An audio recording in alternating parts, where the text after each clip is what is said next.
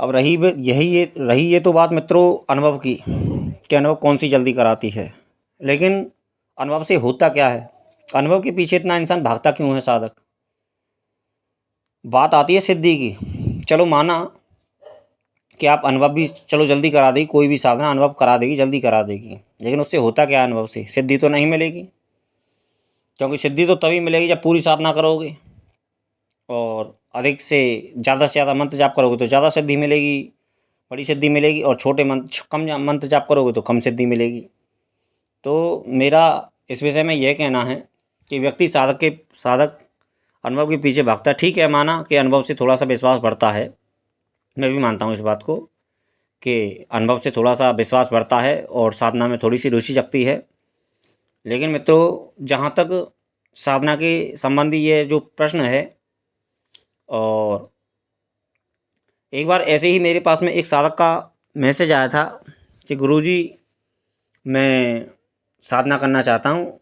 तो मैंने पूछा था कि जीवन में क्या करना चाहते हो, कि मैं ज्ञान के क्षेत्र में आना चाहता हूँ और ज्ञान चाहता हूँ मैं। तो मैंने कहा ठीक है, अच्छी बात है। तो मैंने कहा उसके लिए सरस्वती माता की साधना करो। तो बोला कि गुरुजी, तो मुझसे उसने प्रश्न किया कि गुरुजी ठीक है, मैं साधना तो खैर करूँगा, लेकिन पहले मुझे ये बताइए कि आपके कितने शिष्य हैं। तो मैंने कहा भाई मेरा कोई शिष्य नहीं है। तो कि जिसने आपके संदर्भ में, आपके सानिध्य में जिसने साधना की हो, उस साधक से मेरी बात करवाइए। तो मित्रों, ये वो वाली बात हुई कि व्यक्ति मेहनत करने से पहले उसका फल चाहता है। ऐसा इस जगत में सिद्धांत नहीं है मित्रों, ऐसे अनुभव की बात है। मेरे पास में बहुत से मैसेज आते हैं और ऐसे बहुत से लोग आते हैं कि गुरुजी ऐसा अजीब अजीब बातें करते हैं, बड़े अजीब अजीब। तो उस साधक के बड़े अजीब, मुझे प्रश्न बड़ा अजीब लगा, और उसका प्रश्न ही मुझे बड़ा गलत लगा कि हम आपके कितने शिष्य हैं और या फिर कितने सफल हुए हैं। तो पहले मैं उनसे बात करना चाहता हूँ, तब मैं साधना करूँगा कोई। तो मित्रों, इस विषय में मैं यह कहना चाहूँगा कि देखो, हम भगवान को सभी मानते हैं, हम सभी भगवान को मानते हैं, और ठीक है, मानते हैं, हम सभी मानते हैं, लेकिन कितना उसको परिपक्व तरीके से मानते हैं, या फिर उसके पीछे दुनिया को छोड़ सकते हैं कितने। कहने का अर्थ यह है कि एक गुरु के जाने, ऐसे दुनिया में बहुत से गुरु होंगे, और आपने भी देखे होंगे, आपकी नज़र में काफ़ी गुरु होंगे ऐसे, आप लोगों की नज़र में।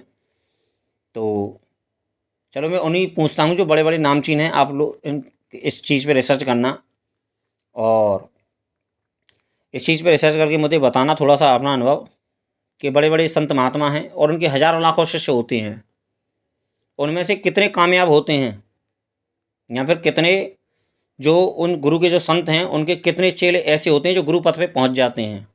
मैं उन बड़े बड़े लोगों की बात कर रहा हूँ। ये मेरा उस काफ़ी समय पहले मेरे पास में, ये महीने 1.5 महीने पहले, लगभग 2 महीने के लपेटे में, लगभग इतने समय में ये साधक का मैसेज था मेरे पास में। तो उस साधक का मैं उस समय जवाब नहीं दे पाया था, क्योंकि परिस्थितियाँ अनुकूल नहीं थी। तो मैं उस समय उसका जवाब नहीं दे पाया था, क्योंकि सर्दी का समय था। तो मैं साधक का उस सवाल का जवाब नहीं दे पाया था। तो पता नहीं अब मुझसे जुड़ा हुआ है कि नहीं वो साधक मुझसे, साधक क्या मतलब एक व्यक्ति ही है और साधक बनने की कोशिश कर रहा था। तो वो मुझसे जुड़ा हुआ है कि नहीं, इस समय मेरी वीडियोस देखता है कि नहीं देखता, ये तो मुझे घर नहीं पता।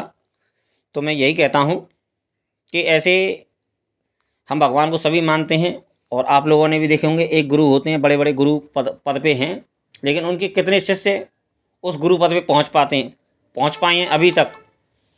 शायद लाखों होंगे, तो शायद उसमें से एक दो व्यक्ति ऐसा निकलेगा जो गुरु बन पाया होगा, वरना 90,000, 99 लाख, करोड़ों कह लो, लाखों कह लो, 99,999 व्यक्ति सब ऐसे ही मिलेंगे तुमको, समझे ना। क्योंकि गुरु दुनिया बनना तो बहुत चाहती है, लेकिन एक बात और हमेशा याद रखना, वो गुरु अलग होते हैं जो एक अच्छा शिष्य तैयार कर पाते हैं, लेकिन बहुत से शिष्य बनने की होड़ रहती है और गुरु मंत्र लेने की होड़ रहती है कि गुरु बना लो और गुरु बनाने से हमारा काम सारा हो जाएगा। तो ऐसा ये बात गलत है।